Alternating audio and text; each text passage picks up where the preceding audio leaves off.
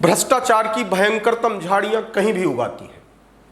भ्रष्टाचार के भस्मासुर सिर्फ सरकारी कार्यालयों में मिलेंगे ऐसा नहीं है। अब भ्रष्टाचार के भस्मासुर मंदिरों में भी मिलने लगे हैं। मां शारदा का मंदिर भी इन भ्रष्टाचारियों से अछूता नहीं है। नमस्कार, मैं हूं केशव तिवारी और अलग अंदाज में रहती हैं खबरें हमारी। मैहर सिर्फ मां शारदा के लिए ही चर्चित नहीं है।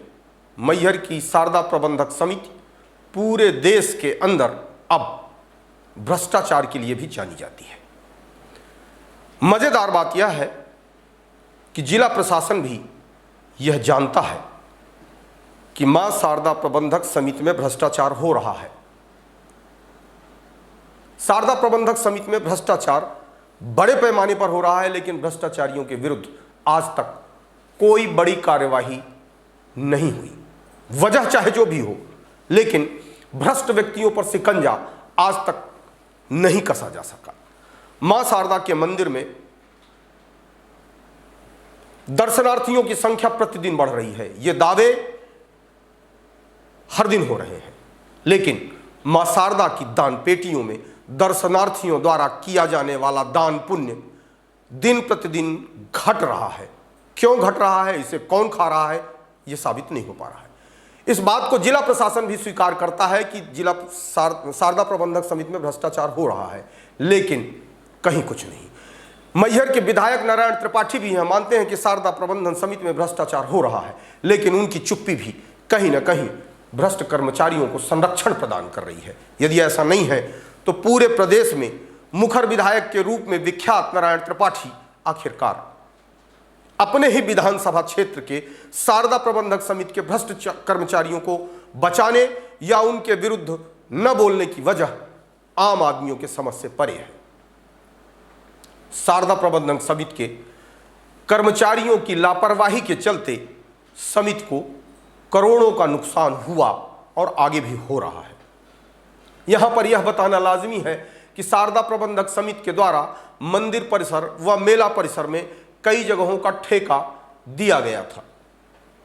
ठेका लेने वाले ठेकेदार ने समिति से अनुबंध कर पैसों के बदले शारदा प्रबंधक समिति के पास चेक जमा किया, लेकिन शारदा प्रबंधक समिति के बाबू की मिलीभगत के चलते बैंक में समय से वह चेक नहीं लगाया गया, जिसके कारण कई चेकों की अवधि बीत गई। आज तक उन पैसों की भरपाई नहीं हो पाई। ठेकेदार तो पैसा कमाकर निकल गया, लेकिन शारदा प्रबंधक समिति का करोड़ों का नुकसान हो गया।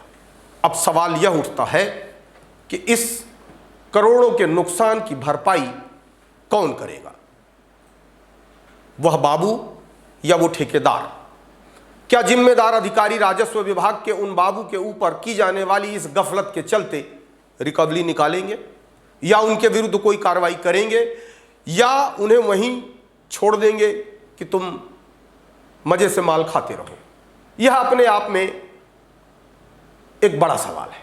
समय समय पर इस बात को मीडिया उठाती है, लेकिन इसके बाद भी शारदा प्रबंधक समिति ने उन ठेकेदारों से वसूली के कोई प्रयास नहीं किए। पता चला है कि शारदा प्रबंधक समिति के ओएस ठेकेदार से मिले हुए हैं। जब इस संबंध में ओएस से कोई सवाल मीडिया के लोग पूछते हैं तो ओएस का टका सा जवाब होता है कि जो भी पूछना है कलेक्टर से पूछिए, क्योंकि शारदा प्रबंधक समिति के सर्वे सर्वा वही है। शारदा प्रबंधक समिति के ओएस के चलते जितना बड़ा भ्रष्टाचार हुआ है, यदि जिला प्रशासन गंभीरता से इस बात की जांच करा देगा तो तो ओएस की गर्दन निश्चित तौर पर फंस जाएगी। शारदा प्रबंधन समिति में जिस कदर भ्रष्टाचार फैला हुआ है, उसे देखते हुए तो यह कहा जा सकता है कि एसडीएम और कलेक्टर को सख्त कार्यवाही करने की जरूरत है, क्योंकि इसके पहले भी कई कर्मचारियों को चोरी करते हुए पकड़ा गया था, लेकिन न तो उन कर्मचारियों को निलंबित किया गया और न ही उन्हें बर्खास्त, बल्कि उन चोर कर्मचारियों को और मलाईदार जगह बैठा दिया गया, जहां से वो और चोरी कर सके और खा खा करके मोटे हो सके। आखिरकार इतना सब कुछ किसके इशारे पर हो रहा है?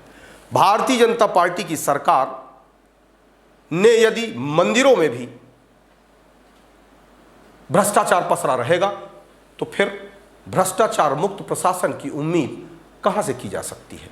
आपको हमारी खबरें कैसी लगती हैं? कमेंट बॉक्स में आके कमेंट कर सकते हैं,